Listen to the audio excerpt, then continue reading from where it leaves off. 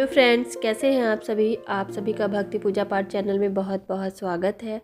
Friends, हम लोग श्रीमद् भागवत कथा के 2 अध्याय संपूर्ण कर चुके थे। अब हम लोग तीसरे अध्याय पर आ गए हैं। तो आइए हम सभी लोग तीसरे अध्याय की कथा को श्रवण करते हैं। सभी लोग प्रेम से बोलिए जय श्री हरि। अर्जुन बोले, हे जनार्दन, यदि आपको कर्म की अपेक्षा ज्ञान श्रेष्ठ मान्य है तो फिर हे केशव, मुझे भयंकर कर्म में क्यों लगाते हैं। आप मिले हुए से वचनों से मेरी बुद्धि को मानो मोहित कर रहे हैं। इसलिए उस एक बात को निश्चित करके कहिए जिससे मैं कल्याण को प्राप्त हो जाऊं। श्री भगवान बोले, हे निष्पाप, इस लोक में 2 प्रकार की निष्ठा मेरे द्वारा पहले कही गई है। उनमें से सांख्य योगियों की निष्ठा तो ज्ञान योग से और योगियों की निष्ठा कर्म योग से होती है। मनुष्य ना तो कर्मों का आरंभ किए बिना निष्कर्मता को यानी योग निष्ठा को प्राप्त होता है और ना कर्मों के केवल त्याग मात्र से सिद्धि यानी सांख्य निष्ठा को प्राप्त होता है। निसंदेह कोई भी मनुष्य किसी भी काल में क्षण मात्र भी बिना कर्म किए नहीं रहता, क्योंकि सारा मनुष्य समुदाय प्रकृति जनित गुणों द्वारा परवश हुआ कर्म करने के लिए बाध्य किया जाता है। जो मूढ़ बुद्धि समस्त इंद्रियों को हठपूर्वक ऊपर से रोककर मन से उन इंद्रियों के विषयों का चिंतन करता रहता है, वह मिथ्याचारी अर्थात दंभी कहा जाता है। किंतु हे अर्जुन, जो पुरुष मन से इंद्रियों को वश में करके अनासक्त हुआ समस्त इंद्रियों द्वारा कर्म योग का आचरण करता है, वही श्रेष्ठ है। तू शास्त्र विहित कर्तव्य कर्म कर, क्योंकि कर्म न करने की अपेक्षा कर्म करना श्रेष्ठ है तथा कर्म न करने से तेरा शरीर निर्वाह भी नहीं सिद्ध होगा। यज्ञ के निमित्त किए जाने वाले कर्मों से अतिरिक्त दूसरे कर्मों में लगा हुआ ही यह मनुष्य समुदाय कर्मों से बंधता है।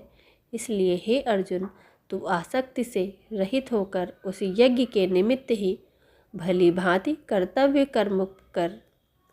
प्रजापति ब्राह्मण ने कल्प के आदि में यज्ञ सहित प्रजाओं को रचकर उनसे कहा कि तुम लोग इस यज्ञ के द्वारा वृद्धि को प्राप्त हो, और यह यज्ञ तुम लोगों को इच्छित भोग प्रदान करने वाला हो। तुम लोग इस यज्ञ के द्वारा देवताओं को उन्नत करो और वे देवता तुम लोगों को उन्नत करें। इस प्रकार निस्वार्थ भाव से एक दूसरे को उन्नत करते हुए तुम लोग परम कल्याण को प्राप्त हो जाओ। यज्ञ के द्वारा बढ़ाए हुए देवता तुम लोगों को बिना मांगे ही इच्छित भोग निश्चय ही देते रहेंगे।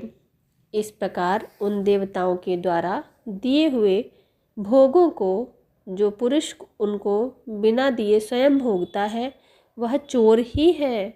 यज्ञ से बचे हुए अन्न को खाने वाले श्रेष्ठ पुरुष सब पापों से मुक्त हो जाते हैं, और जो पापी लोग अपना शरीर पोषण करने के लिए ही अन्न पकाते हैं, वे तो पाप को ही खाते हैं। संपूर्ण प्राणी अन्न से उत्पन्न होते हैं।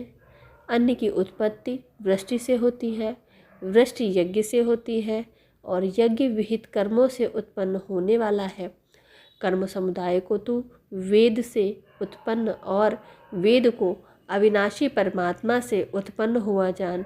इससे सिद्ध होता है कि सर्वव्यापी परम अक्षर परम परमात्मा सदा ही यज्ञ में प्रतिष्ठित है। हे पार्थ, जो पुरुष इस लोक में इस प्रकार परंपरा से प्रचलित सृष्टि चक्र के अनुकूल नहीं बरतता, अर्थात अपने कर्तव्य का पालन नहीं करता, वह इंद्रियों के द्वारा भोगों में रमण करने वाला पापायु पुरुष व्यर्थ ही जीता है।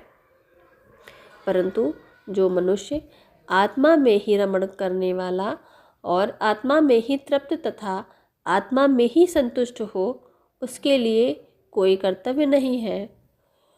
उस महापुरुष का इस विश्व में ना तो कर्म करने से कोई प्रयोजन रहता है, ना कर्मों के ना करने से कोई प्रयोजन रहता है, तथा संपूर्ण प्राणियों में भी इसका किंचित मात्र भी स्वार्थ का संबंध नहीं रहता।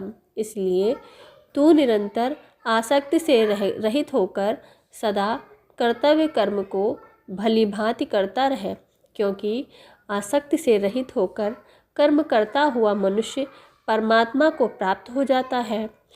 जनकादि ज्ञानी जन भी आसक्ति रहित कर्म द्वारा ही परम सिद्धि को प्राप्त हुए थे। इसलिए तथा लोक संग्रह को देखते हुए भी तू कर्म करने को ही योग्य है, अर्थात तुझे कर्म करना ही उचित है। श्रेष्ठ पुरुष जो जो आचरण करता है, अन्य पुरुष भी वैसा वैसा ही आचरण करते हैं। वह जो कुछ प्रमाण कर देता है, समस्त मनुष्य समुदाय उसी के अनुसार बरतने लग जाता है। हे अर्जुन, मुझे इन तीन लोक में ना तो कुछ कर्तव्य है और ना कोई भी प्राप्त करने योग्य वस्तु अप्राप्त है, तो भी मैं कर्म में ही बरतता हूँ, क्योंकि हे पार्थ, यदि कदाचित मैं सावधान होकर कर्मों में न बरतूँ तो बड़ी हानि हो जाए, क्योंकि मनुष्य सब प्रकार से ही मेरे ही मार्ग का अनुसरण करते हैं। इसलिए यदि मैं कर्म ना करूं तो ये सब मनुष्य नष्ट भ्रष्ट हो जाएं और मैं संकरता का करने वाला हूँ तथा इस समस्त प्रजा को नष्ट करने वाला बनूं। हे भारत, कर्म में आसक्त हुए अज्ञानी जन जिस प्रकार कर्म करते रहते हैं, आसक्ति रहित विद्वान भी लोक संग्रह करना चाहता हुआ भी उसी प्रकार कर्म करे। परमात्मा के स्वरूप में अटल स्थित हुए ज्ञानी पुरुष को चाहिए कि वह शास्त्र विहित कर्मों में आसक्ति वाले अज्ञानियों की बुद्धि में भ्रम अर्थात कर्मों में अश्रद्धा उत्पन्न न करे, किंतु स्वयं शास्त्र विहित समस्त कर्म भली भांति करता हुआ उनसे भी वैसे ही करवावे। वास्तव में संपूर्ण कर्म सब प्रकार से प्रकृति के गुणों द्वारा किए जाते हैं, तो भी जिसका अंतःकरण अहंकार से मोहित हो रहा है, ऐसा अज्ञानी मैं करता हूँ ऐसा मानता है। परंतु हे महाबाहो, गुण विभाग और कर्म विभाग के तत्व को जानने वाला ज्ञान योगी संपूर्ण गुण ही गुणों में बरत रहे हैं ऐसा समझकर उनमें आसक्त नहीं होता। प्रकृति के गुणों से अत्यंत मोहित हुए मनुष्य गुणों में और कर्मों में आसक्त रहते हैं। उन पूर्णतया न समझने वाले मंद बुद्धि अज्ञानियों को पूर्णतया जानने वाले ज्ञानी विचलित ना करें। मुझ अंतर्यामी परमात्मा में लगे हुए चित्त द्वारा संपूर्ण कर्मों को मुझ में अर्पण करके आशा रहित, ममता रहित और संताप रहित होकर युद्ध कर। जो कोई मनुष्य दोष दृष्टि से रहित हो और श्रद्धा युक्त होकर मेरे इस मत का सदा अनुसरण करते हैं, वे भी संपूर्ण कर्मों से छूट जाते हैं। परंतु जो मनुष्य मुझ में दोषारोपण करते हुए मेरे इस मत के अनुसार नहीं चलते, उन मूर्खों को तू संपूर्ण ज्ञानों में मोहित और नष्ट हुए ही समझ। सभी प्राणी प्रकृति को प्राप्त होते हैं, अर्थात अपने स्वभाव के परवश हुए कर्म करते हैं।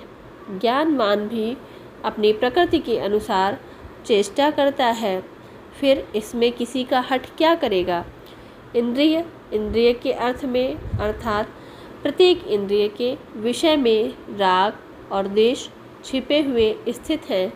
मनुष्य को उन दोनों के वश में नहीं होना चाहिए, क्योंकि वे दोनों ही इसके कल्याण मार्ग में विघ्न करने वाले महान शत्रु हैं।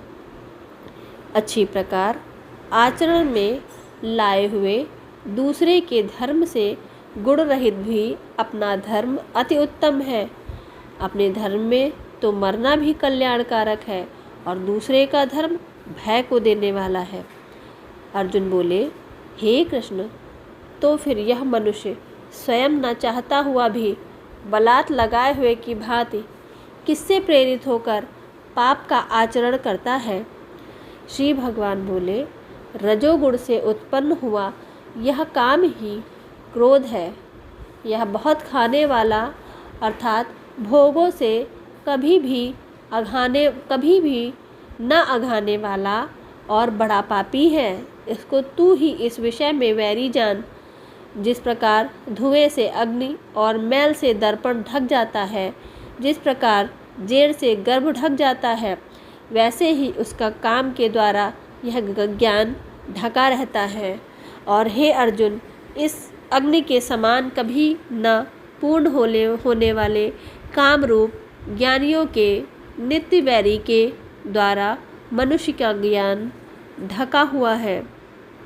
इंद्रियां, मन और बुद्धि ये सब इसके वास स्थान कहे जाते हैं। यह काम इन मन, बुद्धि और इंद्रियों के द्वारा ही ज्ञान को आच्छादित करके जीवात्मा को मोहित करता है। इसलिए हे अर्जुन, तू पहले इंद्रियों को वश में करके इस ज्ञान और विज्ञान का नाश करने वाले महान पापी काम को अवश्य ही बलपूर्वक मार डाल।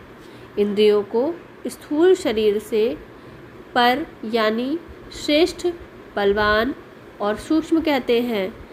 इन इंद्रियों से पर मन है, मन से भी पर बुद्धि है और बुद्धि से भी अत्यंत पर है वह आत्मा। इस प्रकार बुद्धि से पर अर्थात सूक्ष्म, बलवान और अत्यंत श्रेष्ठ आत्मा को जानकर और बुद्धि के द्वारा मन को वश में करके, हे महाबाहो, तू इस काम रूप दुर्जय शत्रु को मार डाल। इसी के साथ में तीसरा अध्याय समाप्त होता है। सभी लोग प्रेम से बोले, जय श्री हरि। धन्यवाद।